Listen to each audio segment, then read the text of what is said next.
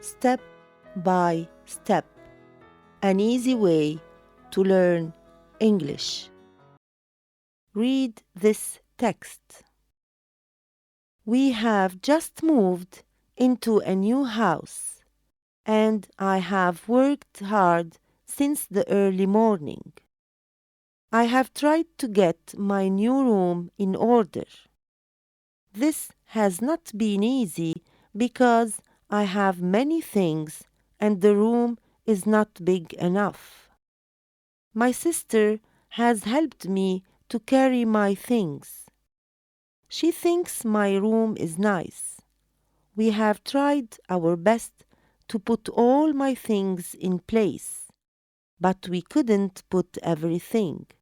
So I gave her some of them to put in her room.